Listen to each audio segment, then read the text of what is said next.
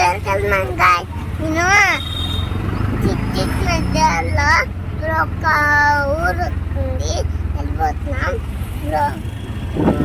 Time అయింది, నేను వెళ్ళిపోతున్నా. ఎలా ఉన్నారు? బాగున్నారు కదండి. ఏంటండి మా బాబు మాట్లాడుతున్నారని చూస్తున్నారా? మా బాబు అయితే నేనైతే వీడియో తీస్తే నేను మాట్లాడుతున్నా అంటున్నాడు. సరే వాడు కూడా మాట్లాడతాడంట. వాళ్ళని ఎందుకు మనం సైలెంట్ గా ఎంకరేజ్ చేయకూడదని, సరే నువ్వు మాట్లాడినానంటే బాగా చెప్పాడు వాడైతే. మీకు అర్థమైంది అనుకుంటున్నా. మేము ఎక్కడికి వెళ్తున్నాం, ఇంటికి రైల్వే స్టేషన్ లో ఎందుకున్నాం అనుకుంటున్నాము. ఇదైతే చెల్లపల్లి రైల్వే స్టేషన్ అండి. మా ఇంటి దగ్గర నుంచి అయితే ఇది కొంచెం దగ్గరగా ఉండిద్ది. యాక్చువల్ గా మా వల్లే ఏమో మేబీ ట్రైన్ మేము తొందరగా వెళ్ళబట్టే అది లేట్గా వచ్చిందండి. 1 అవర్ అయితే లేట్ అయిపోయిందండి ట్రైన్ రావడం. యాక్చువల్గా అక్కడ అన్ని ట్రైన్స్ అయితే 1 అవర్ లేట్ అని చూపిస్తుంది. మాదైతే చర్లపల్లిలో 3rd ప్లాట్ఫామ్ అన్నారని చెప్పి మళ్ళంగా అయితే మేము వెళ్తున్నాము. కానీ చర్లపల్లి రైల్వే స్టేషన్ మంచిగా రీమోడలింగ్ చేసిన తర్వాత చాలా అంటే చాలా స్పేసియస్గా, చాలా మోడర్న్గా, చాలా అయితే బాగుందండి స్టేషన్ అయితే.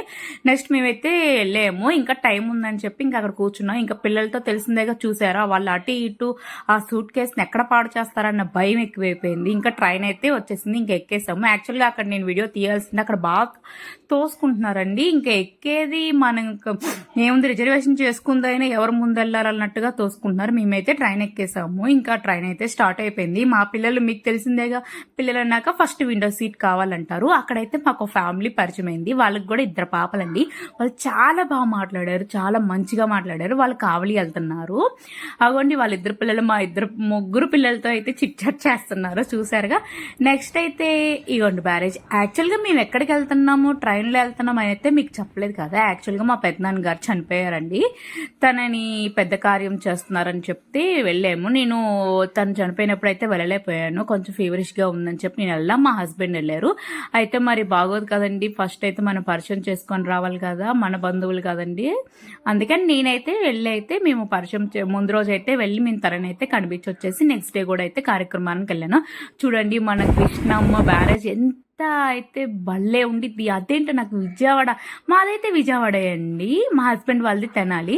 నేను విజయవాడ వచ్చానంటే అసలు నా చిన్నప్పుడు జ్ఞాపకాలే బాగా గుర్తొస్తాయి.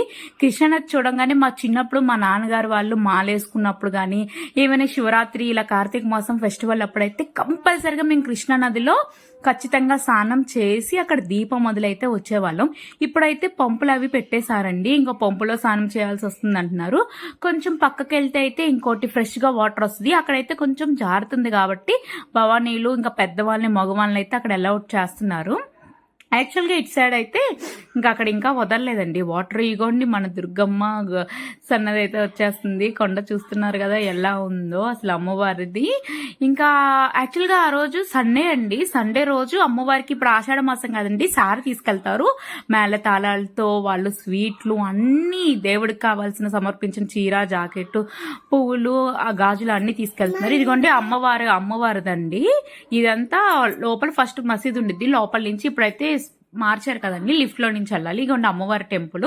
ఇంకా అక్కడికి వెళ్ళాం కదండి, ఇంకా కార్యక్రమాలనికి అటు వెళ్ళకూడదు అని చెప్పి మేము అటు సైడ్ తీయలేదు. ఇదిగోండి అమ్మవారు నాకైతే చాలా ఇష్టం. మీకు కనుక ఈ వీడియో నచ్చితే ప్లీజ్ లైక్ చేసి సబ్స్క్రైబ్ చేసుకోండి, షేర్ చేయండి.